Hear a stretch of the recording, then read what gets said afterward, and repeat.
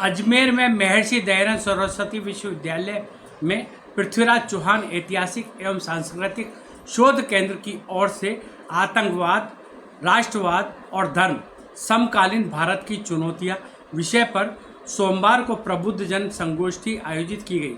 मुख्य अतिथि राजस्थान धरोहर संरक्षण एवं प्रोन्नति प्राधिकरण के अध्यक्ष ओंकार सिंह लखावत थे।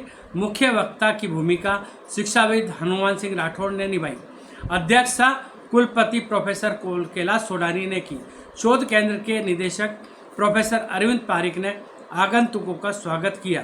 प्रोफेसर शिवदयाल सिंह ने आभार जताया। संचालन डॉक्टर राजू शर्मा ने किया।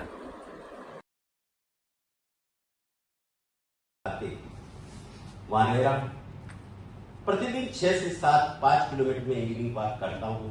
बीच में शिव जी का मंदिर आता है, दर्शन करता हूँ। आज दिन तक मेरे अलावा दूसरा दर्शनार्थी मुझे नहीं मिला। मंदिर की घंटी इलेक्ट्रिक बेल बजाने वाला नहीं आता। यह है कटुसर। इसी कटुसर के लिए सही जो भारतीय प्रशासनिक सेवा के अधिकारी है, ईमानदारी से कहता हूँ, ये नहीं चाहते। और ये वही वर्ग है जिन्होंने अंग्रेजों की भरपूर गुलामी की। ये वही वर्ग है जिन्होंने अंग्रेजों के आदेश की पालना में फ्रीडम फाइटर्स को कोड़े लटकाते थे, कोड़े मारते थे। ये वही लोग हैं और आज पुणे वही राज कर रहे हैं। कुलगुरु तो निमित्त मात्र है बेचारा। अधिकारों को लगातार सीमित कर दिया गया है। मैं 2014 के अधिकार अलग थे और आज 2024 का कुलगुरु अलग है। ईमानदारी से कह रहा हूं, वो अधिकार आज नहीं है हमारे पास। 50 क्योंकि मैं आपकी जानकारी के लिए निवेदन करूंगा सर कि हमारे देश में कुलपति, स्पेशली मैं जिस स्टेट में मैं जहां काम कर रहा हूं, ऐसा लगता है कभी कभी कि जैसे मैं पाकिस्तान से आया। कुलगुरु पाकिस्तान से आ रहे हैं। उनके नियंत्रण के लिए राज्य सरकार एक कुल सचिव, एक वित्त नियंत्रण भेजती, ताकि ये दाएं बाएं काम नहीं कर रहे थे। काम करे कैसे? 50 तरह के सरकारी नियंत्रण कैसे करोगे आप काम? हमारे कोई 2 प्रतिनिधि तो सचिवालय में नहीं बैठते कि 2 शिक्षकों को भी सचिवालय में बिठा दो जो आईएएस की कार्यप्रणाली पर ध्यान रखेंगे। तो वर्णन है उस काल में जितने विदेशी आक्रांता यहाँ पर आए थे, उन आक्रांताओं को समाज ने पचाने की अपनी सामर्थ्य के कारण से उनका शुद्धिकरण करके सबको अपने पचा लिया। उसी को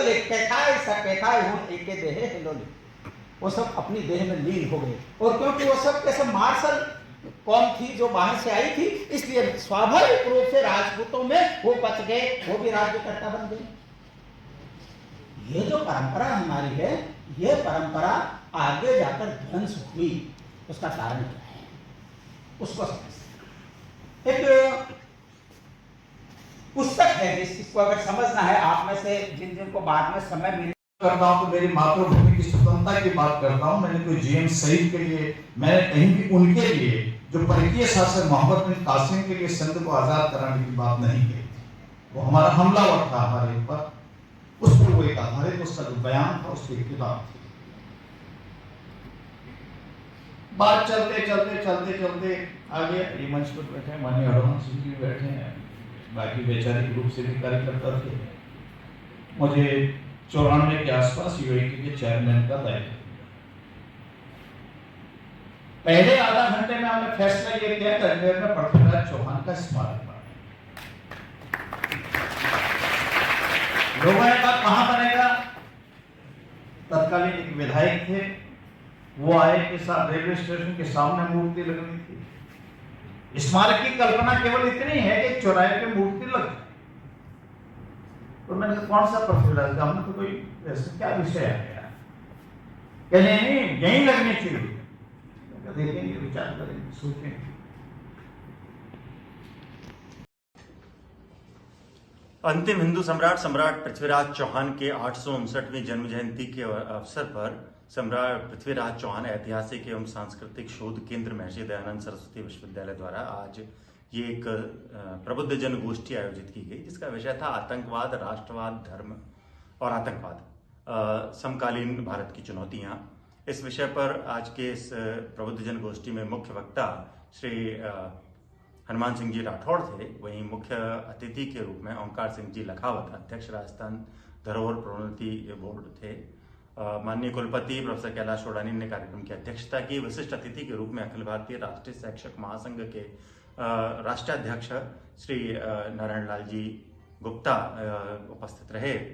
कार्यक्रम का उद्देश्य सभी विद्यार्थियों को एक वैचारिक दृष्टिकोण से राष्ट्रवाद और सामने आने वाले आतंकवाद से संबंधित चुनौतियों के बारे में न सिर्फ अवेयर करना बल्कि ये जानना कि ऐसी क्या वैचारिक ताकतें हैं जिनकी वजह से प्रखर राष्ट्रवाद के सामने भी आतंकवाद जैसी चुनौतियां आती रहती हैं और भविष्य में इनसे कैसे निपटें।